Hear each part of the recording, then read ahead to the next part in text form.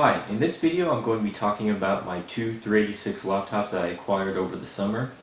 In my last video I talked about how I went on a vintage laptop craze over the summer, and I talked about my compact LTE 8086 laptop. So I'm going to be talking about these two 386 laptops. This is the first one that I purchased over the summer, and this is the second one. And I bought them pretty much at around the same time. So I decided to lump both of these laptops into the same video because they're both 386s. So let's get started. Alright, so this is the Acer Anyware V386SL laptop. It has a 386SL processor running at 20 MHz, and the SL means it's the low power version of the 386DX. So let's open up the laptop. So the LCD on this laptop is a grayscale STN display. It's a 640 by 480 VGA display. Alright, so I'm going to bring in the camera and we'll take a closer look. Alright, there's the laptop opened up, and before we go any further I want to talk about how I got this laptop. So I managed to find this laptop off eBay for $2.50. So the person who was selling it got no money out of it.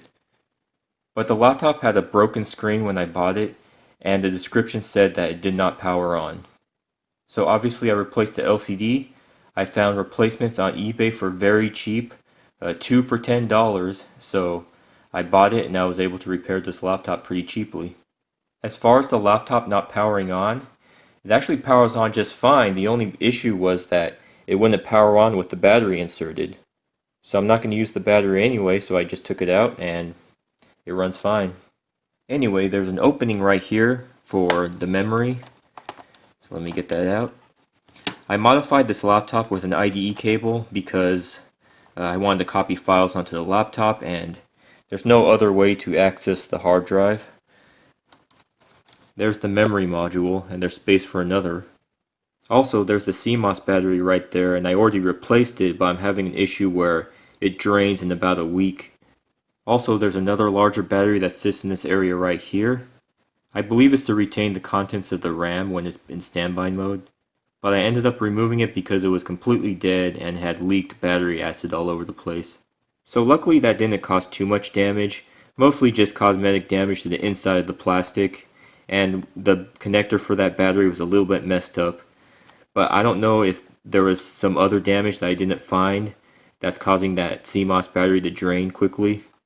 But it seems like the actual CMOS settings are being retained, but the clock is just not incrementing. Anyway, I'm going to close this up now.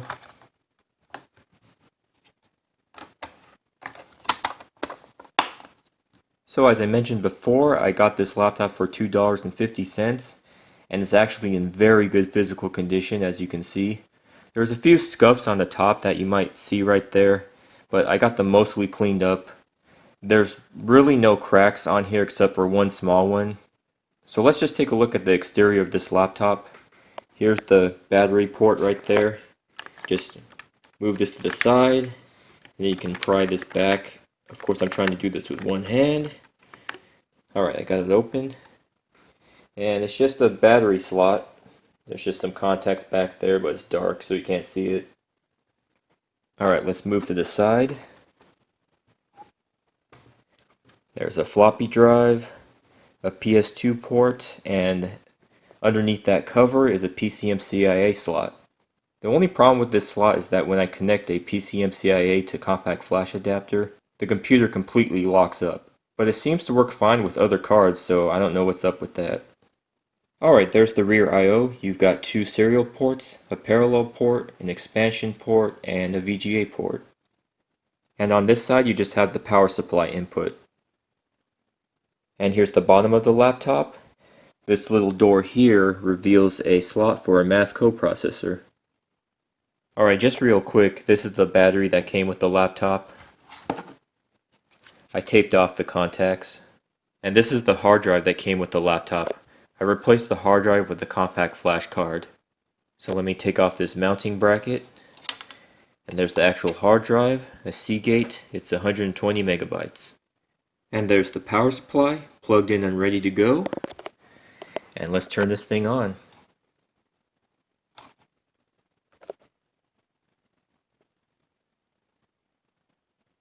It has 4 megabytes of RAM.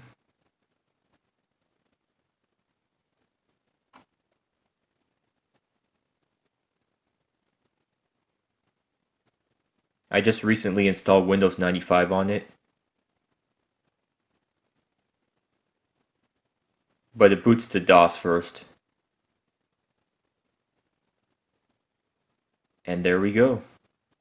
Alright, I just hooked up my serial mouse and I'm going to start up Windows. Now this is a 20 megahertz 386, so it's pretty slow in Windows, but the fact that it has a compact flash card kind of makes it bearable. I just have some bubbles as the desktop picture. And I installed the PC speaker's sound driver.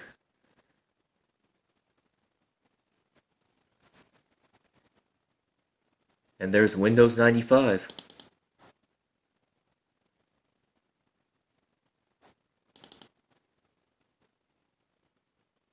I don't have any programs installed for Windows 95 except the ones that it came with.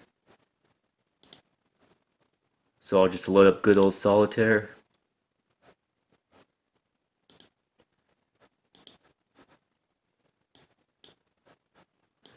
How do you play this thing? Yeah, I'm no good at this.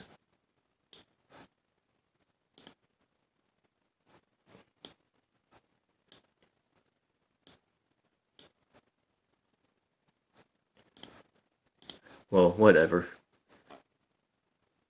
Let's go into Control Panel.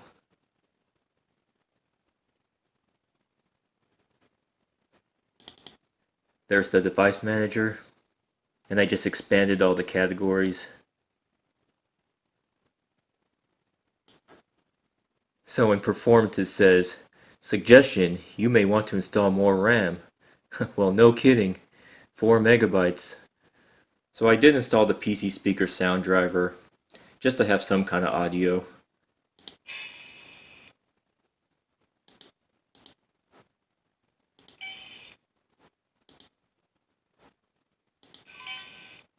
Anyway, there's not a whole lot I can do in Windows, so I'm just going to close it up.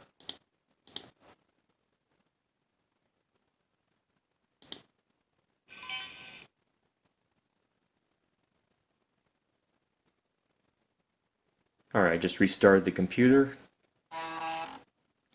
Of course I got X-Tree Gold on here.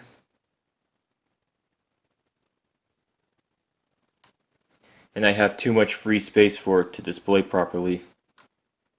And the date and time is off because, as I explained before, the CMOS battery has a draining issue. So the battery pretty much drains down to the point where the clock just stops, but it keeps the time that was there before.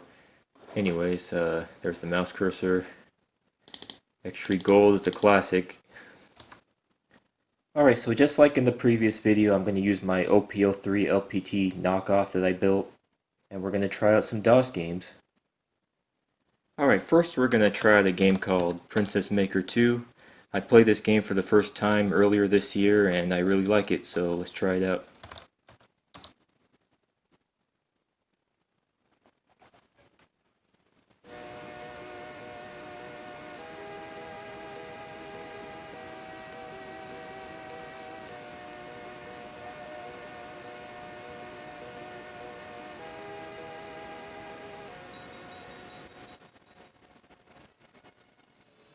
So the pitch of the audio is a little bit low because I'm running the YMF262 chip at about 1 megahertz lower than it should be. And you may have noticed that the music is playing a little bit slow, and that's just how the driver works. It's not perfect.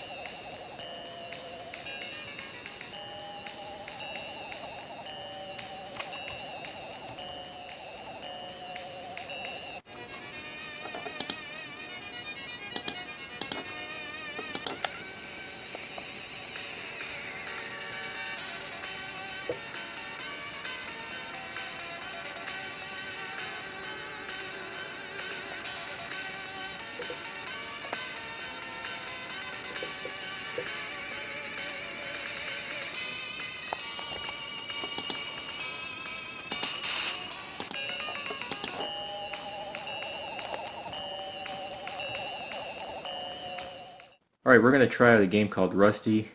I haven't played it that much, but it's basically a Castlevania knockoff. But it has some really good music, so I'm going to try it.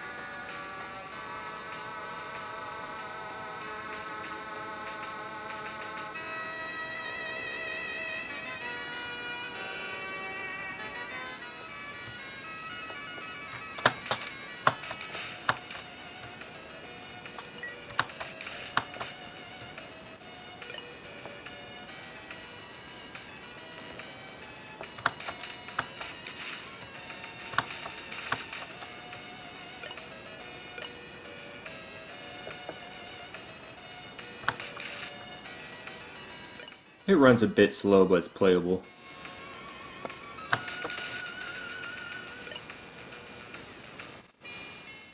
So I actually never had Duke Nukem 2 when I was a kid. I only played Duke Nukem 3D.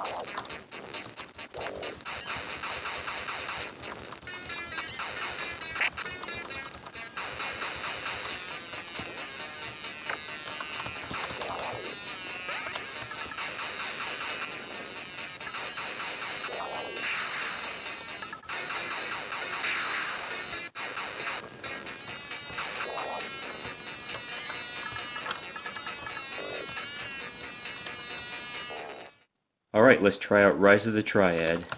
This is a game that doesn't really run well on a 386, but if you tweak the settings, then it's sort of playable.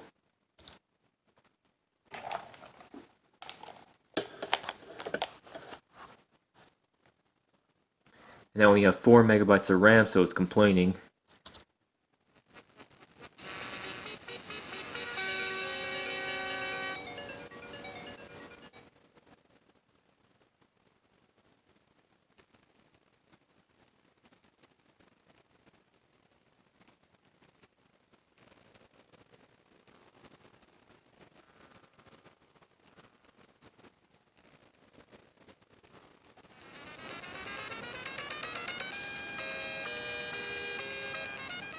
Yeah, it takes a while to load.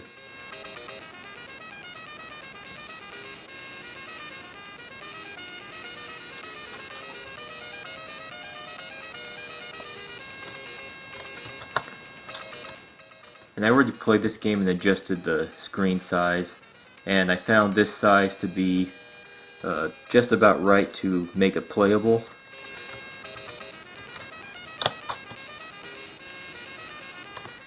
And of course it looks like crap.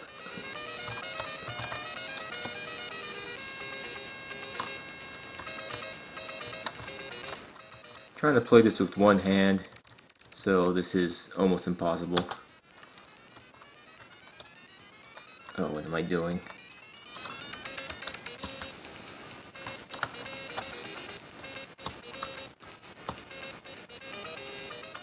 Let's make the screen bigger.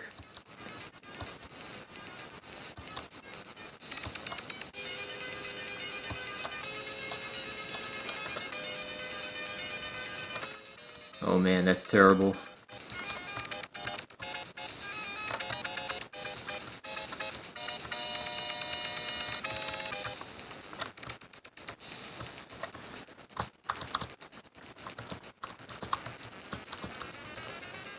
I died.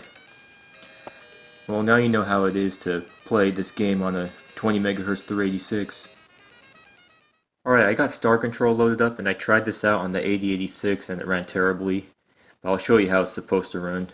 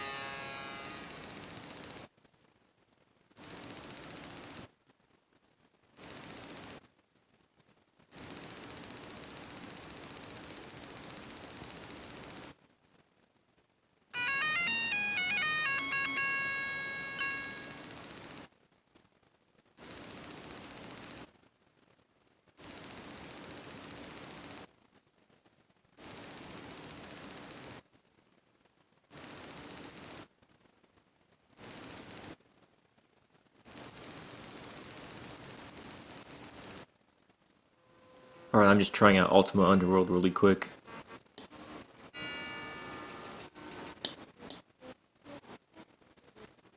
It's a bit slow, but it's actually playable.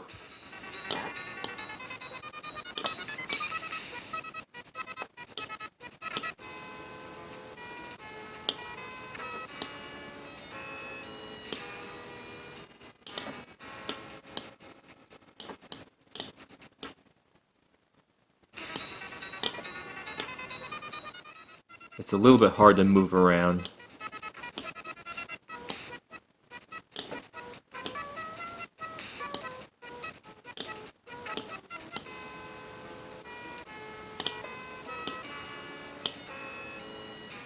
Alright.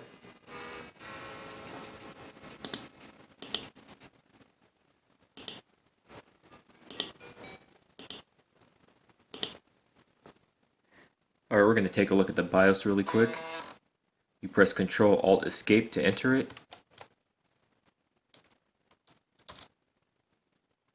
And there it is. What's unique about this laptop is that you can actually have 2 hard drives in there and 2 floppy drives. And that's why my little IDE cable mod works. You can set the CPU speed, power management stuff, and display stuff.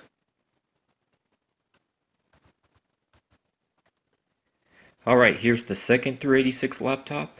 It's a Librex T386SX. So as the name implies, it's a 386SX running at 20 MHz. So that would technically make this laptop slower than the other one. This is another eBay pickup, and I technically got this one for free because when I got it, the display was messed up and the auction showed the display working, so I complained and the seller ended up giving it to me for free. Then I was able to find out what was wrong with the LCD and I fixed it, which is a good thing because the LCD that's in this laptop is pretty much unobtainium. Well, you can find it, but everyone wants like between $125 to $200 for it. So the cosmetic condition of this laptop is kind of rough because it has this rubber coating on the outside that just scratches and gets worn very easily. Anyway, let's take a look around the laptop. Alright, here's the left side of the laptop. You have your power supply input. This is the battery, and this is the floppy drive connector. And here's the front of the laptop. It says external memory right there because this is where you add your memory expansion. So you just pop it open. If I can do this with one hand, there we go. And there's your memory module. This laptop actually has 8 megabytes of RAM in it. And while we're looking at it, here's the bottom of the laptop. I actually made these rubber feet out of some rubber sheet I bought off eBay. There's the label. Here's the right side of the laptop. This is the PCMCIA slot, which I have not yet tested. And this here is where the hard drive goes. And it was missing the hard drive cover when I bought it, so I 3D printed one. And here's the back of the laptop. This power button I also 3D printed. Let me focus that. And here's all your I/O. There's your PS2 port, serial, parallel, and VGA. Alright, here's the laptop opened up.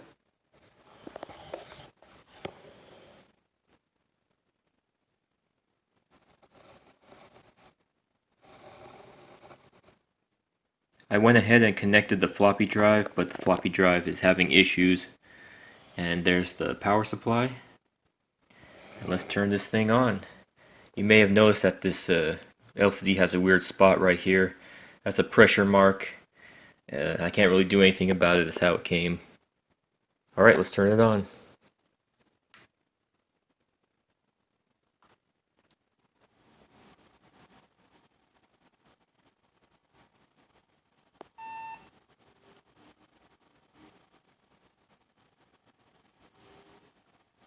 For some reason it does a bunch of memory tests.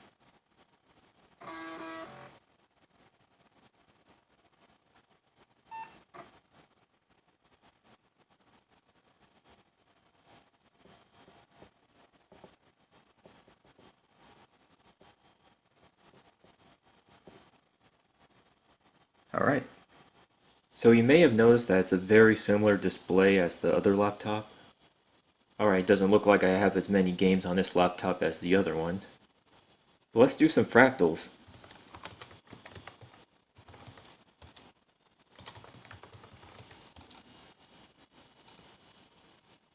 So for the video mode, I'm going to do 16 color VGA.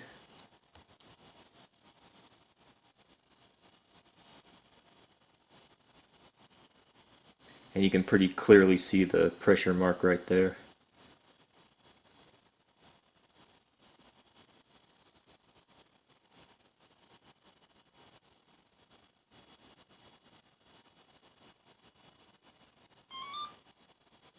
Alright. Alright, let me show you the BIOS in this thing. Alright, so here's the BIOS. It's a real unintuitive interface and it's just terrible. I'll show a little bit of it. So here's the setup menu. So some of these menus, like, it prompts you for every single option you want to change. But let's go to other options. And there's some stuff you can change. I don't want to change anything right now, so I'm just going to exit. Alright, I've got the OPL board plugged in, and I'm going to try a few games. Unfortunately, I can't get the mouse driver to load, so maybe there's something up with the COM port. I honestly can't remember if I ever tried the mouse out on this computer or not, but that does kind of suck. Anyway, let's try out Warcraft.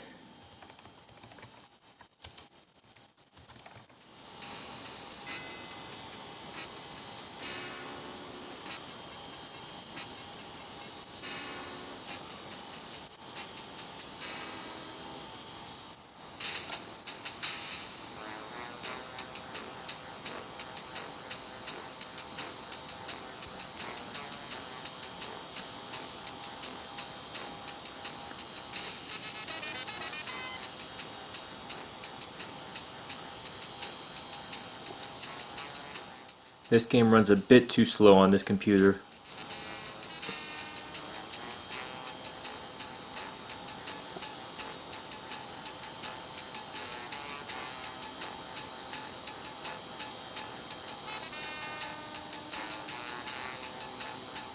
Alright, to finish off this video, let's try Wing Commander.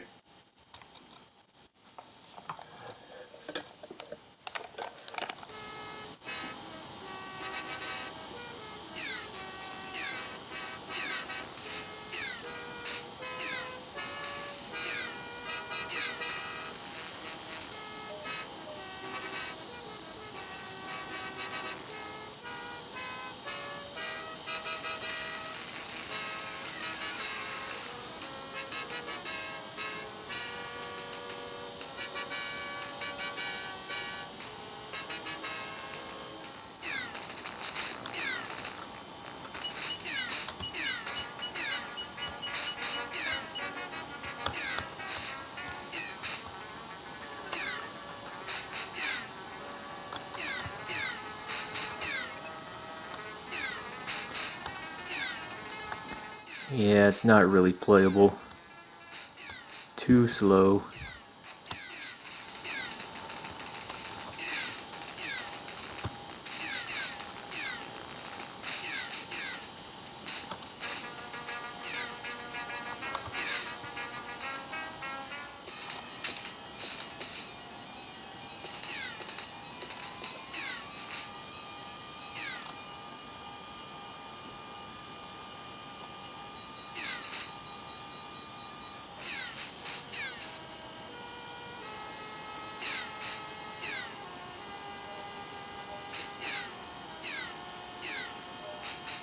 So I hope you found this video on these two 386 laptops interesting, and thanks for watching.